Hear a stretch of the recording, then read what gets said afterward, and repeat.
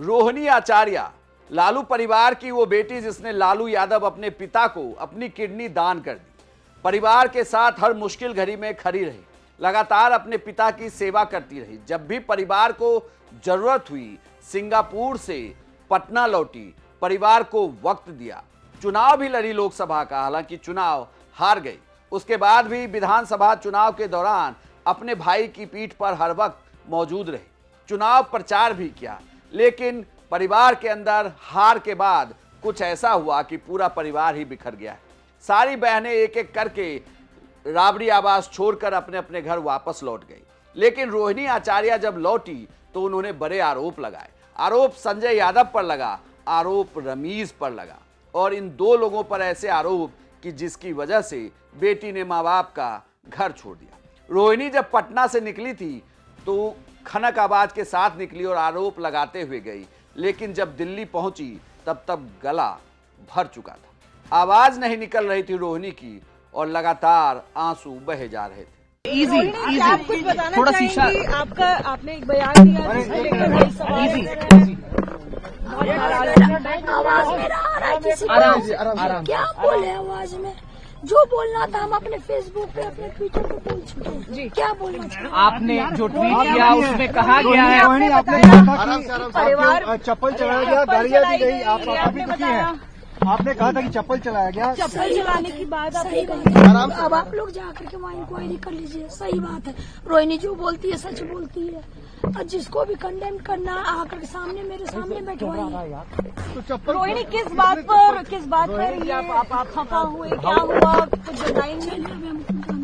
फिर हम आराम से रोहिणी जी चप्पल अभी चलाया था रोहिणी जी। आप आराम से बात आप ये बात जाके तेजस्वी यादव, आप ये बात जाकर के तेजस्वी यादव किसके शहर पे हुआ है उनसे जाके पूछिए, संजय यादव से पूछिए, रेचल यादव से पूछिए, क्या नाम है उसका, ये कोई लड़के का क्या नाम था, रमीश से जाके पूछिए। आप जाइए वहाँ पे इंक्वायरी हम बिल्कुल पूछेंगे और हम बिल्कुल पूछेंगे, लेकिन आपका मत क्या है? आपको गंदा भी कहा गया, आपने किडनी दी है, बहुत बड़ा योगदान आपका अपने परिवार के लिए, लालू जी के लिए। रोहिणी जी अपने पिताजी से कुछ कहेंगे क्या, कोई मैसेज? नहीं, पिताजी मेरे साथ हमेशा। कल मेरे माता पिता भी रो रहे थे, मेरी बहन रो रही थी मेरे लिए। मुझे भगवान ने मुझे सौभाग्य दिया कि मुझे मेरे इस तरह के माता पिता मिले जो मेरा हर समय मेरा साथ दिए। मुझे बस इतना ही कहना है कि भगवान ना करे कि आप लोग के भी घर में कभी मेरे जैसी बहन बेटियां हो। जिस घर में भाई हो, भाई लोग का ही योगदान होना चाहिए। काहे सारा बलिदान बेटी लोग दी, और जब बेटी कुछ सवाल पूछे तो आप बोल दीजिएगा कि अब ससुराल में जाओ, तुम्हारा शादी हो गया है। रोहिणी आप बहुत ज्यादा रोई हैं, इसकी वजह से आपकी आवाज बैठ गई है। रोहिणी आप बहुत ज्यादा रोई हैं। आपकी लालू जी से कोई बातचीत हुई इस बीच में? जैसा बर्ताव किया, चप्पल फेंकने जैसा। मैंने सिर्फ अपने भाई को अपने घर से निकाला है। मेरी बहनें, मेरी माता, मेरे पिता मेरे साथ है। लालू जी से कोई बातचीत हुई है इस बीच में आपकी? अगला कदम आपका क्या होगा? लालू जी से हर दिन मेरी बात हो रही है, हर समय। कैमरा तो पीछे कर रही है। तो आप अब कब तक यहाँ दिल्ली में रहेंगी? अभी अभी हम अपने ससुराल जा रहे हैं। बॉम्बे घर है, बॉम्बे में रहेंगे 10 दिन।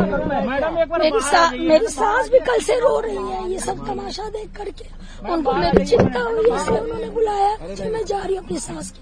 रोहिणी के आरोपों पर लालू परिवार की तरफ से अभी तक किसी का बयान नहीं आया है। सिर्फ तेज प्रताप यादव ने कहा है कि अगर मेरी बहन का दिल इसी तरीके से दुखाया तो ठीक नहीं होगा, लेकिन जिसके जवाब का इंतजार है वो हैं लालू यादव, राबड़ी देवी और खुद तेजस्वी यादव, जिनके सलाहकारों पर रोहिणी आचार्य ने बड़े आरोप लगाए हैं। तो अब ये देखना होगा कि लालू परिवार इस मुश्किल घड़ी से कैसे बाहर आता है। हालांकि तमाम नेता कह रहे हैं कि ये परिवार का मुद्दा है, लेकिन ये मुद्दा अब परिवार से बाहर निकलकर पॉलिटिक्स का मुद्दा हो गया है, जिसमें लालू परिवार के बेटे की सबसे बड़ी चुनावी हार हुई है और इसके साथ ही पूरा परिवार भी टूटता चला जा रहा है।